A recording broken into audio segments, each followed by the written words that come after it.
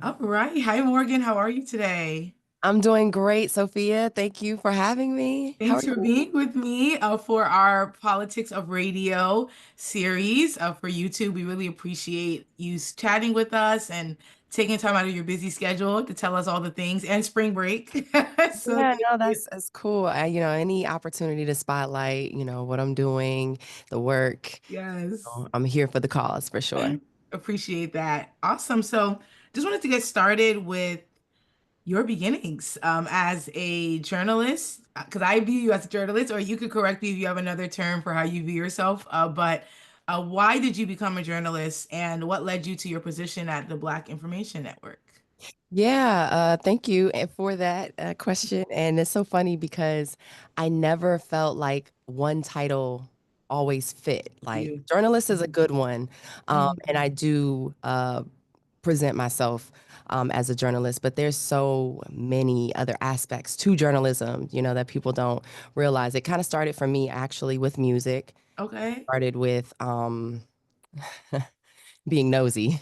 I was Okay. one of those kids in school who talk too much. And so, of course, administrators, teachers, mentors are trying to figure out, well, what can we do with this? And so it was morning announcements, it was announcements in church and speaking roles and things of that nature, not realizing also that I'm an audiophile and I'm so fascinated with music. I thought I was going to be like Mhm. some music producer, but the natural convergence of it was radio. Hey, you get your music or sports or whatever Mhm. information. And then, it's a convergence of the audio while also sharing information with a mass audience, which was important to me because, of course, like I said, I was nosy. I wanted to be in the know. Yes. And so it also helped me to, do that with other people, be able to inform them. So that's how it all started. Morning announcements in school. And then when I went to college, yeah, I naturally pivoted into radio. I actually got injured. I was very focused as a cheerleader, as an athlete, and I was Okay. injured my junior year. And it was like devastating because I just couldn't cheer anymore. Mhm. But my mentors at the time suggested, hey, well, you're very close to sports, and Morgan State's radio station at the time needed a sports reporter. Go figure. Mhm. I was like, oh, Go okay. figure. Right. I'm like, okay, well, maybe I could work on what I'm doing here. That's what I'm getting my degree in. Mhm. And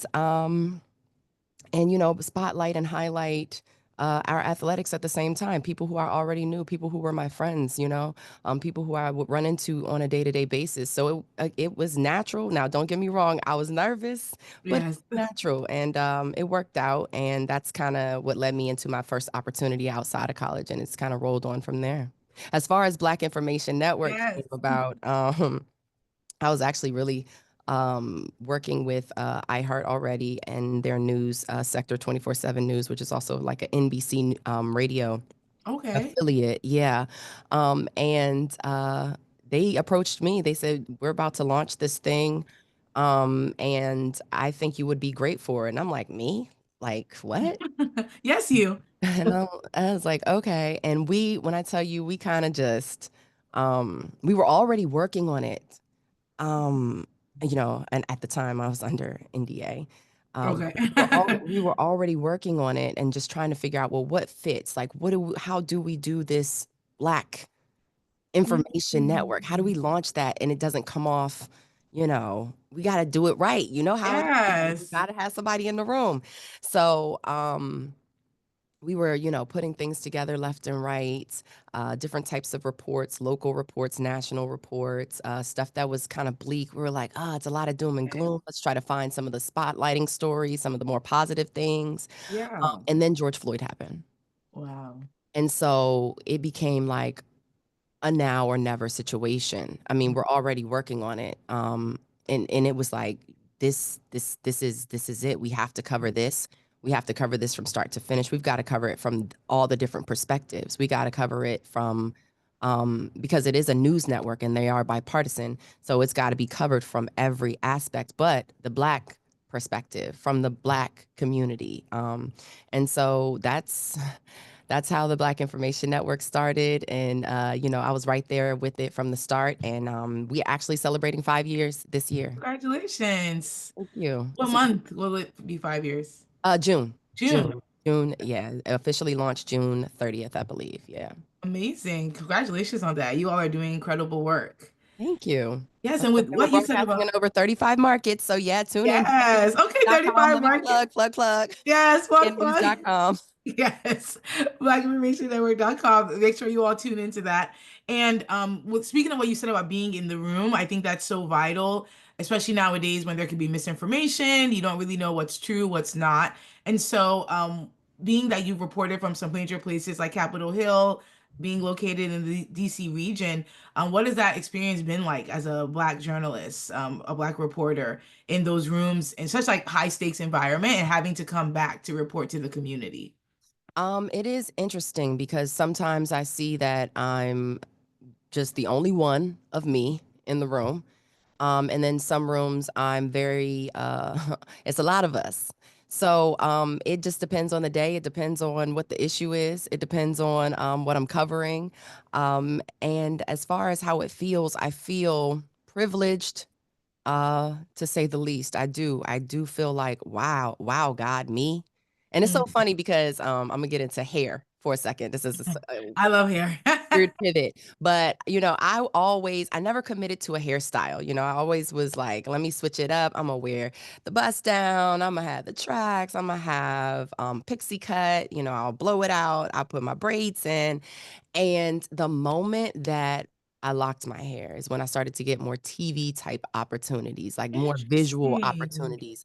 That's when I got my first invite to the White House and stuff. So I was just kind of like, it felt very God driven, very intentional, very much like Mm, you like this are supposed to be here.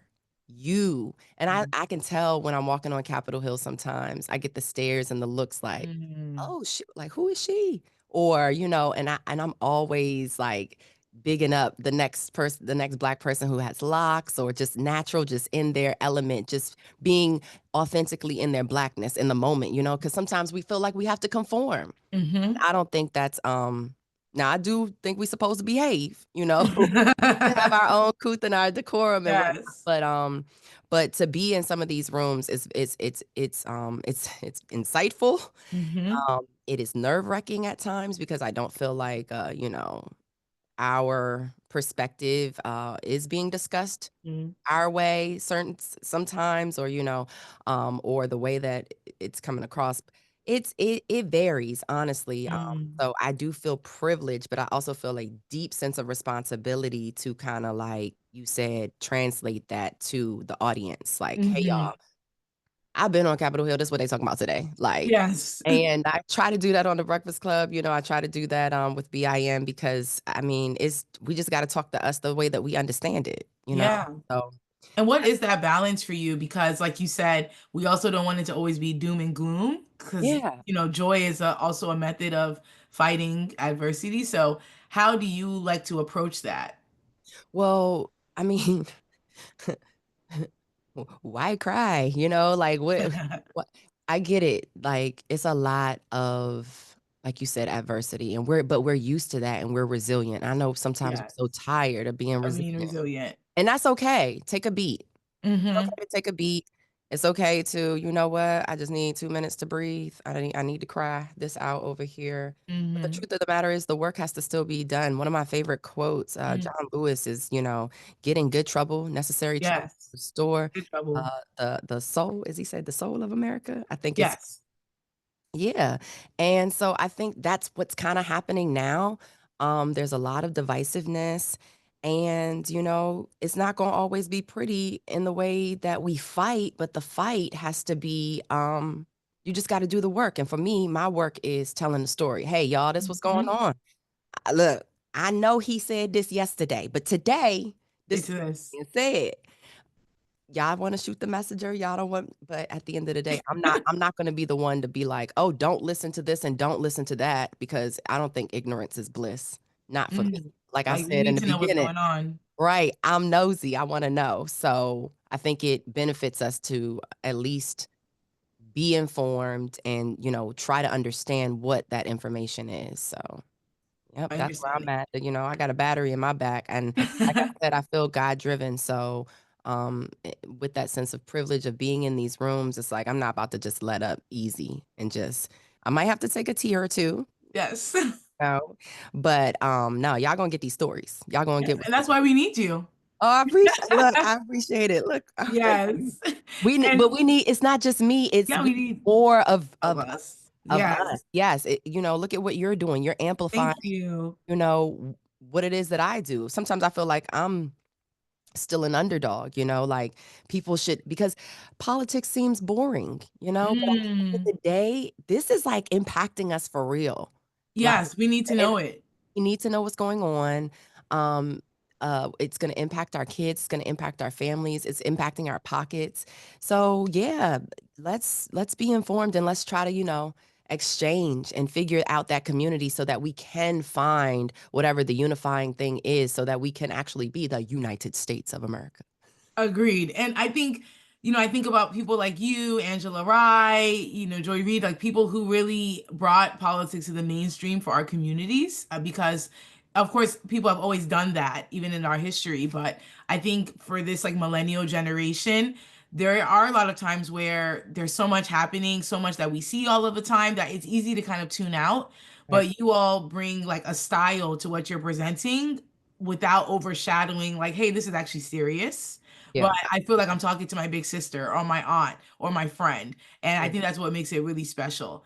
And, alongside with that, you among others are helping to shape culture. And so, what does that day to day look like? When you're preparing to go on the Breakfast Club or to do a piece for Black Information Network, or I know you go to a lot of events and do appearances. How are you preparing, like, even your day to day work? Well, for one, I got to get my mind right to show up and be in Yes. that space. Like for me, it's, having the mental capacity to, hey, you going to do this today? Like that is the first thing I have to literally put on before makeup and a smile and all of that. Like it's got to be, girl, are we ready to do this? Because you don't know how the day will go, right? Mm. Um, and then as far as the prep work, I am always attached to the news. It's so funny because I'm actually off for a few days right now. So Okay. it's been refreshing not to have to report just a little bit because it is a lot of, like you said, doom and gloom. Mhm. But at the same time, it's like I'm so tethered to the phone. I'm Mhm. watching the news reports, I'm watching updates, and I'm looking at uh, what is being talked about the most, what is your most newsworthy stories, and I'm gathering those, and I generate a script for myself in terms of BIN, whether it's Okay. entertainment, sports, Okay. politics, health news, and I also do a local block for the DMV Baltimore area as well. And so I'm just looking at the stories that are going to impact the Black community, ones Mhm. that we care about, Yes. and will matter to us, make us also feel good. Like it's not just the doom and gloom. Yes, you want to know about these resources. Yes, you want to know about this event coming up. Yes. And so just gathering that and shaping that in a way that, hey, I'm just going to tell you what's going on, friend, sister, auntie, And cousin. you can decide what to do with it. Right, and yeah, exactly, exactly. And so that's essentially what I do with BIN. As far as the Breakfast Club is, it's very fast moving because it's that's such a Mhm. it's such a big platform. Yes. And there's a lot of influence in that platform. There's so many different opinions, and people feel how they feel. They feel very strongly. The audience feels very strongly. And there, I the first segment. Well, I was gonna say the first segment, and then the first segment is about 5 minutes. The second segment is about six. It's a little more flexible, but the first one is about 5 minutes. And in that time, so essentially, I'm only getting about 10 or 11 minutes to tell you what has happened in the last 24 hours, which I don't feel like with them speaking at the same time and doing the banter back and forth, it's not enough time. But the bottom line is, I do think that again, it's such a privilege to be on that platform, sharing that type of information to such a broad audience because we got through the election together. We did DNC together. Um, we got through the holidays and all of that and inauguration and stuff together. And here we are. And I was going to say, I've actually come May 20th, I think I would have been doing front page news for a year. So Congratulations. you. And it's so funny because I've gotten this influx of followers and I've gotten this Hmm. influx of people like you're saying who are like interested. They're like, yo, I love the way you report um, the political stuff. You don't my thing is it doesn't have to be boring, y'all, because it's really gonna impact us, you know? Exactly. Yes. We gotta figure this out. So any opportunity to also just spotlight, some of the beautiful things that are happening in our community. Like it doesn't have to always be doom and gloom. One of the stories right now that I think has us riled up as a community is that Texas stabbing. Heard Hmm. about that with Yes. I can't the name is escaping me. But the kid stabbed another kid at a track meet, and the Mm-hmm. victim was white, and the guy who did it, the kid who did it, he's black, and it's becoming, unfortunately, some sort of racial thing, and it's like it doesn't have to be. Let's just, get the facts of this story out. It's one of those things, there's a lot of emotion clouding what's happening. It's like we got to get the facts first. I think that's what's important. We have to get the fact. We can't be the first one. It's okay to not have to be breaking news. Yes. I'm the first one to report on this. Hmm. I want to be the first one to get it right. Good. You get I what want I'm to be the saying? first Like one to get it right. I'm not in a rush to break the story. I'm in a rush, not necessarily a rush, but I just want to make sure that y'all have what y'all need. These are the main factors of what's going on. So that way, again, you can decide how you feel about it. I'm not here to tell you how you feel. And that's another thing, that misconception. Sorry, now I'm rambling. No, Look, I talk about. I love to hear it. Teach us. Oh, it's crazy because a lot of people are like, "Oh, well, why don't you insert your opinion more and this and that?" Well, I'm there to report the news. You're a reporter. I am a Exactly. reporter. I'm there to report the news. I'm there to report what's happening. Hey, this man said that, this congressperson said that, this senator said this, and here's Hmm. the audio to back it up. I'm not commentary, I'm not doing, not yet anyways, which I think is a lot of people kind of get confused. Like for the example, like the difference between me and Angela Rye. She's Hmm. amazing at commentary. That's what she does. She's gonna take my news report essentially, and And she's yeah, gonna dissect it and tell you, well, she said this, but and you then meant this. and right, yeah, and then and then comment on that. And I think there's room for both, and I think both are very necessary. But I'm not commentary, at least not in this assignment right now. So Mhm. I think that that seems to get a little lost on people, but I'm still grateful for the opportunity nonetheless. Yes, and I think what you said is such a great segue into another question I had about with the way a lot of our community is more so conditioned due to social media and things like that to view things as commentary. Mhm. How do you see Black news evolving? Oh, it's so Or- robust. It's Mm. so robust. The digital space is just amazing. Like, look at what we're doing I right know on now. Zoom. I'm like, I want to do a series and we're gonna make it happen.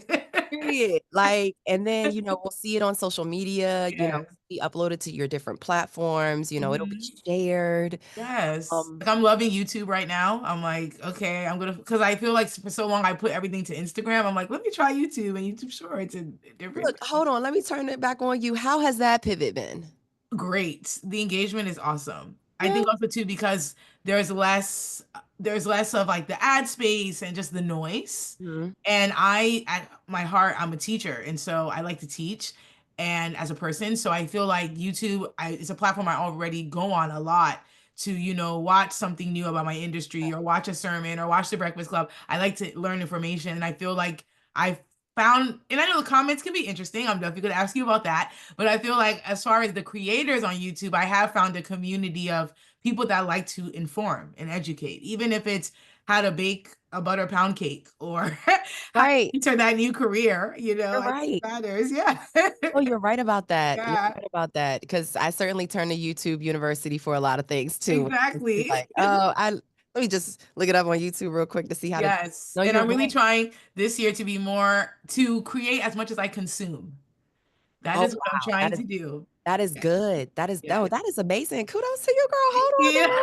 I 'Cause love this. look, we definitely consume some stuff, like you said, just being on Yes. social media and scrolling and Yes. scrolling and scrolling. But I just think that journalism it can evolve through, with social media, and both can exist. And the Um, reach. Mhm. And yes. how do you think they work together? Like, similar to what you said about, like, and Angela, right, taking your reporting to provide commentary, because I think sometimes the public doesn't always understand that balance. Yeah, no, I think that is the only thing is that people don't understand it, but with these types of conversations, Mhm. eventually they will. I Yes. think they will, yeah, and I think, we will adjust as needed essentially. But Yeah. I think there's room for both. I think Mhm. both are necessary, and I would like to believe that they complement each other. Yeah. Like I said, it's my assignment. I don't feel like my opinion matters sometimes. And Because you're doing your job. right, cause so that's where I'm at with it, and I'm okay with that. That's why I said for now, I'm okay with that. So Yes. for someone else to be passionate and say, "Well, this side feels this way because of XYZ," and the other side to be like, "We feel this way because of X," I think that's fine. I think that's beautiful. It provides the color. You have the factual information, and then you have the reason and the faces as to why you should feel this way or why somebody is suggesting you feel the other way. So I'm not here to tell you how to feel. I'm just the nosy one that wants put you on game a little bit, Mhm. keep you informed. But I do think that all of it, um, consuming in a sense, to your point, all of it will help shape how you feel. So, Mhm. because I mean, I am human. I do have my opinions, but am very, I'm gonna take it all in. It's not just gonna be one-sided for me. It's not gonna, I'm gonna take it all in to determine how I feel. Oh, really? These people feel this way? I didn't know that. Oh, okay. Well, this is happening over here, and that's just me. I'm gonna try to weigh all sides and look at all different angles before so that I can make the best decision for me and mine. But I think that's what Yeah, anybody is gonna do, right? exactly. And I do think that probably your cultural upbringing plays a factor on Mhm. that. So Yes. there's only so much. You can do. And where are you from originally? I'm originally from the DMV, born and Love raised it. here. Yep, yep, yep. Shout out to the DMV. Yeah, yes. Yes. And when it comes to even Ye- what you just said about, yeah, when it comes to even what you just said about, the balance and being able to do both and pivot, how do you utilize the comments in a positive way? I know sometimes we always hear about, oh, how do you ignore the comments or how do you, rise above it? But do you ever listen to it? yes. Oh, There have been people who have gotten in my DMs. There have been people who have left comments about stories that they want, spotlighted. mhm. And I will consider that. Okay. Um, because that's the audience, and you do want to cater to the audience. Now, I'm not just gonna, pull any old story, Mhm. but if the story is newsworthy, I'm watching it, it makes sense. Of course, I'll fit it in if that's something that you think you want to hear more about, if you want to be more informed about. There is a lot of negative comments, Mhm. um, and to be honest, that took some getting used to. But at the same time, I have to realize that. These people will, or at least what a friend of mine told me, they're like, they will leave that comment and then go make a sandwich and not think twice about how it really makes you feel or Not at anything, all. or not even think that you're gonna read it or see Mhm. it. So, there's that, and I was Yes. like, I'm still human, guys. I'm still human. Yes, and there's Um, something about social media that I think people are still getting used to the fact that it's humans, yeah. things. Yeah, because you're behind a screen and you're Yeah. behind your your phone and you feel how you feel. Okay. But it's like there is somebody on the opposite end of that. And there have been days where it did hurt. The comments was like, dang, oh my, okay. But I also have to realize that if these people respectfully knew how to do the job, they'd be doing it. Yes, exactly. So with that in mind, thank you God for the opportunity, Amen. and I'm gonna just keep doing what I'm told to do and living, and walking my purpose. So yeah, I That's mean, incredible. And with the stories, do you have a producer or do you get to decide? so it is a collective. Yeah, there's producers on the Breakfast Club. There's producers for BIN, and Okay. yeah, we decide together collectively as to what is newsworthy, what makes sense, and to the earlier point, there are a lot of people in the room. So Yes. yeah. And so are there some things that will make it onto BIN that maybe won't make it onto Breakfast Club?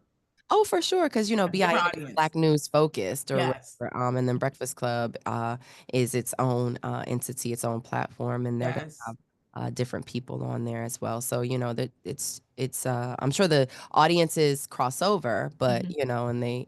but at the same time they are two separate platforms. Entities. Yes. And I see you're wearing a Morgan State sweatshirt. Of course, yes, Actually, of course. I went to UMBC, so I have love for Baltimore schools. I love that. Okay, Yes. Baltimore. Hey, Hey, Baltimore. Baltimore. And that's Yeah. funny. I actually interviewed DJ Academics yesterday. He's from Baltimore. So Oh, nice. this is Yeah. this is a Baltimore thing happening right now. But I would love to know, what would you tell your younger self Girl, she wouldn't about listen. where you are now? You She should would not listen. listen. She gonna think she got it figured out. What about the younger you in the world who's like, I want to be like Morgan. I want to do what she's doing. What do you Um, hear? and it's so funny because I always tell these girls, I've been doing a few more panels and stuff lately, and everybody that question comes up a lot. What would you tell someone who wants to follow in your path or your younger self or something to that effect? And I would just say, don't follow the path because there's some holes and there's some stumbles and some hills and mountains to climb on the path. But I will say take the successes, take the parts that you see, oh, this worked for her. Take Mm. those so that you don't have to deal with, falling down and scraping your knee and walking my entire path. Because I'm trying to tell you, it's not what you think it is. It's never what you think it is. And so there's a lot of tears and ugliness behind it. Um, but I would just, I guess, say, just stay resilient, stay true to yourself, and know who you are. Don't waver from that, but also understand how to adjust in certain rooms. You know, Mhm. your presence can be loud enough. And then Mhm. that in itself is a power. The Mhm. fact that you even command presence in a room or, just your presence being in certain rooms. So yeah, take the tidbits, good parts, apply those, see how that works out. Um, and outside of that, just grind it out and stay true to yourself. I think um my hang up was people pleasing. I find that I'm a little, I wouldn't even say behind because my path is just so untraditional the It's way that it you. happened. Yeah, because I thought I was gonna make it big here locally first, and do the radio stations here, and I even worked for some of the radio stations here, and just never got the break that I thought I wanted. But also looking back, it's like, oh well, if I'm here doing it this way, like this is cool too, This is like a bigger break too. right. I'm like, hmm. So where I might have thought I was missing out on a blessing, it was like God was just redirecting the path. And that's one thing that I will say, take the path less chosen or the path less traveled is what they Travel. say. Mhm. Yes, yes. I reported traffic. I didn't realize that there is a need for Black traffic reporters because guess what? These radio stations, the Black urban stations or the urban stations per se, they want someone that sounds like them, even given the traffic. Even given the Interesting. news updates, they want people I that never thought about traffic. think about okay, we know radio has different formats. You got your country Yes. format, you got your pop format, you got Mhm. your urban contemporary formats, right? Why not have voices that match that? Mm. There's room. There's room. And so that's actually how I started at iHeart. I was a traffic reporter. And I was just doing random stations until I stumbled on WKYS, which is funny because I used to work for them. Um, Mhm. and whoever was there at the time, I believe the program director was J1, who is actually over Sirius XM now, which is crazy. Um, That's incredible. Great person to know. He said, whoever that girl is doing traffic, I want her to, I want her on every day. Like, she sounds great. Wow. And that helped me get full time at iHeart. And then that's when Starting from traffic. traffic. Hey y'all, yeah. So you traveling on the top side of the Beltway and around New Hampshire Avenue, it's jammed up. So you need to stay to the left because there's an accident. Like, y'all, okay. I wasn't doing it quite like that on other stations. It's a different tone for a different station. So you never know. But yeah, try things that are a little outside the box. I know everybody wants to be the next big entertainment journalist, Mm. the next big entertainment reporter on the red carpet. That's fine. I went into sports. Sports was my thing too. That was a good that's been good for me. And now looking back, I'm versatile. Mm. I have sports, I have entertainment. I can do politics, which I also find to be a bit of an edge. I'm here in the DMV, and it's like, Back dab in the middle. I just took a walk the other day and I'm like, oh, the Capitol. yeah, yeah, It's amazing. we're here. Yeah, Hello. we're here. That's right. Yeah, yeah. So it's been a journey. I still feel like I'm in the thick of it. So we still got work to do, but yeah, And we're I'm excited enjoying. to see what you do next. Thank you. Thank you. We're good. It's been a call for me to podcast. There's been a Okay. call. Um, uh, I'm actually working on a show too. I'm just gonna say Amazing.